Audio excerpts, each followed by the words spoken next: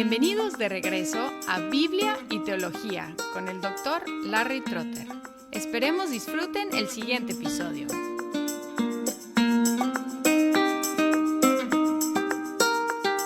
Seguimos en la época de la Iglesia perseguida y vamos a conocer los así llamados padres de la Iglesia. Estos padres de la Iglesia se dividen en 4 categorías. Los 4 grupos de los padres de la Iglesia son los padres apostólicos o posapostólicos entre 95 y 150, luego los apologistas entre 140 y 200, y luego los polemicistas 180 a 225, y luego los teólogos científicos 225 hasta 460.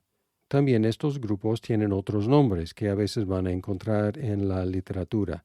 Los padres apostólicos, siglo II, los padres ante-nicenos, siglos II y III, los padres nicenos, siglo IV, y los padres post-nicenos, siglos V y VI, fechándolos de acuerdo a su relación con el concilio en Nicea, que vamos a conocer posteriormente. Empezamos con los padres apostólicos o posapostólicos, es decir, inmediatamente después de la época apostólica, algunos de los cuales traslaparon con la vida de por lo menos el último apóstol Juan. El primero es Clemente de Roma. Fue el obispo de Roma al final del primer siglo, como entre 90 y 100 años después de Cristo. En las historias de la Iglesia Católica Romana se llama Clemente I y se considera el 4º papa. Hablaremos del papado y su crecimiento después.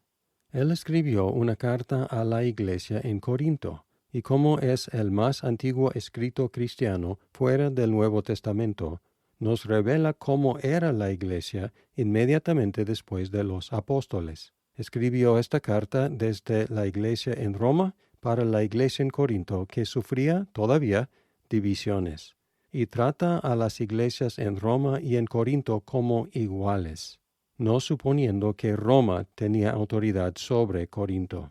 Con respecto a la organización de la Iglesia, menciona a los ancianos o los obispos, usados intercambiablemente, y los diáconos, que es la estructura que encontramos en el Nuevo Testamento, y dice que fueron asignados por los apóstoles o por otros hombres eminentes y aprobados por toda la Iglesia.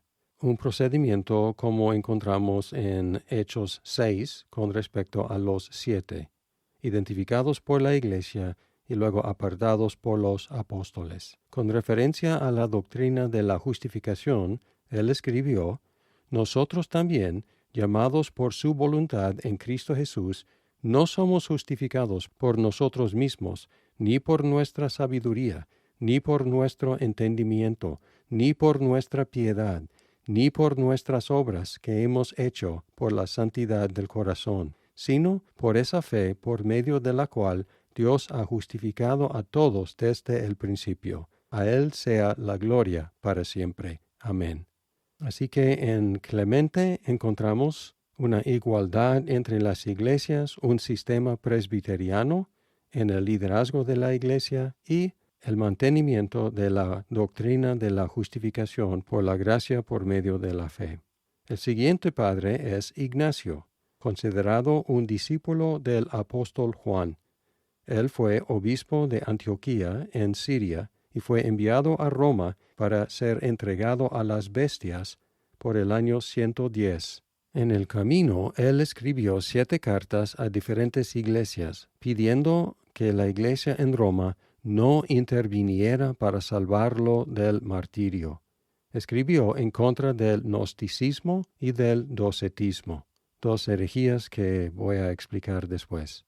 Él es muy significativo porque fue el primero, del cual tenemos escrito algo, que exaltó al obispo arriba de los ancianos en una iglesia local, pero se consideraba igual a los obispos de otras iglesias, incluyendo el de Roma. Es decir, que empezó el sistema del obispo monárquico, pero todavía no había ninguna idea de superioridad de una iglesia sobre otra, ni de un obispo en Roma o en otra parte sobre otro obispo.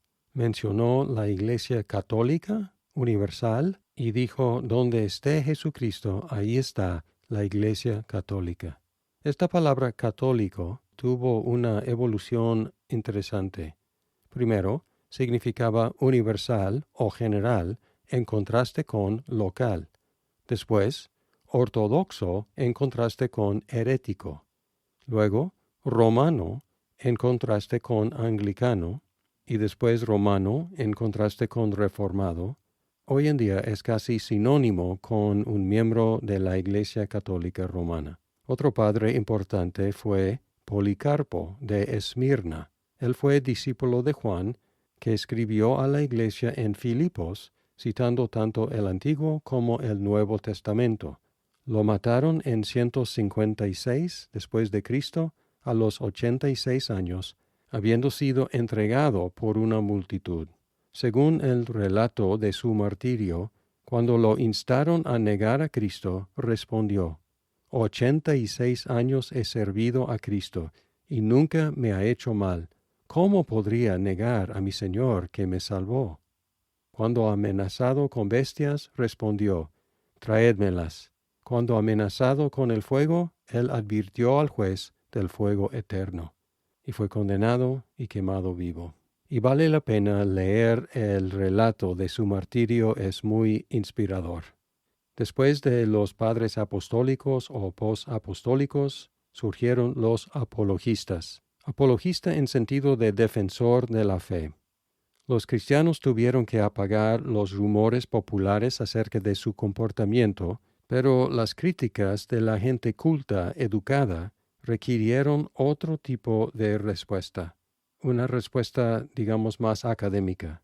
La gente romana culta consideraba a los cristianos de clase baja, incultos, ignorantes, demasiado crédulos, supersticiosos y enemigos de la cultura. Los apologistas respondieron a estas críticas, algunos usando la filosofía y otros rechazándola.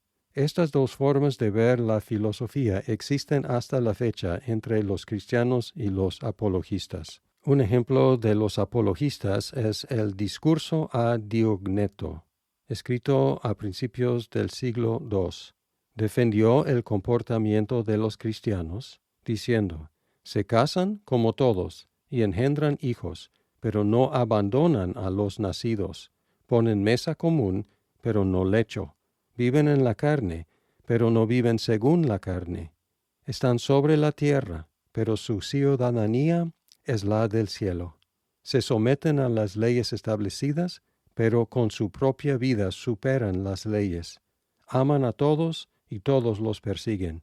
Se los desconoce y con todo se los condena. Son llevados a la muerte y con ello reciben la vida. Son pobres y enriquecen a muchos. Les falta todo, pero les sobra todo. Son deshonrados, pero se glorían en la misma deshonra. Son calumniados, y en ellos son justificados. Se los insulta, y ellos bendicen.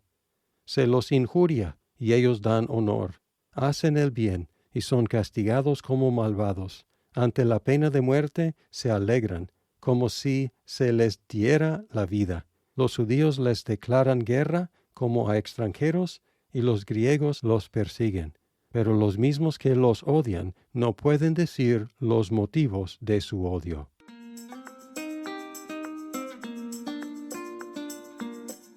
Muchas gracias por escuchar este episodio. Si estás disfrutando Biblia y teología, por favor compártelo con tus amigos. ¡Hasta pronto!